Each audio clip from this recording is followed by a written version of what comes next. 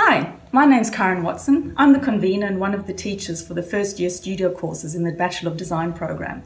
We've had a brilliant term so far. We've had some fantastic student outcomes and some wonderful work. And I just wanted to give you a quick overview of how we run studio in first year at the moment. Everything you need to know about the course and all the course resources can be found on Moodle, which is our online course website. You can find lectures, videos, discussion forums, briefs, activity sheets, everything you need to know about the course. And this is available 24/7, so you can access this as many times as you want, whenever you want. And then once a week, sometimes twice a week, depending on your timetable, we all come together at the same time in our online classroom, which also happens on Moodle.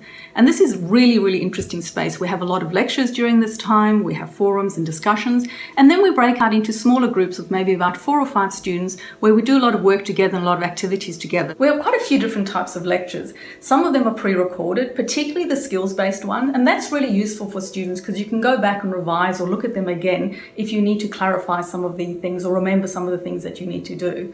The other lectures take place in the classroom itself, and those are really good because they become quite good discussion points. Students can put up their hand or write something in chat and ask questions, and there's a lot of discussion that happens and that's a really rich experience we've found.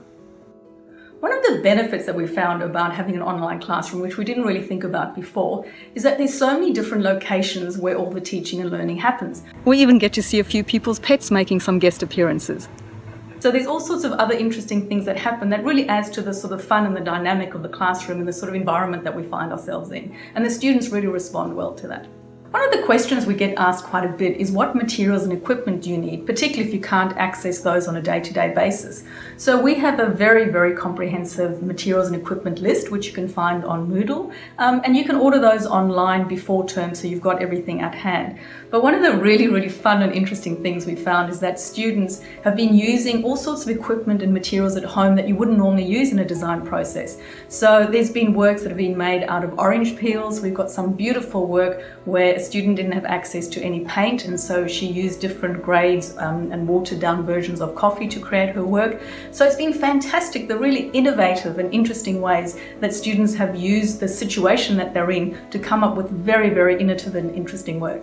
One of the things that as a teacher in the studio courses we found really rewarding is that students have said they felt very supported throughout the online process, and also that the amount of feedback they were given on their work has been fantastic. So we meet once a week, but we often have a feedback session as well, and this has been wonderful. So students find they get a lot of opportunity to talk about their work, to show their work, to get feedback from that, to look at the work of other students, and so we really have become a very tight and interesting community, and that's been great from a teaching point of view to know that it's worked so incredibly well. At the end of term, we've created this huge online gallery, which was a sample of all the students' work, because it was wonderful to see the very high standard and very creative work that had been done by the students.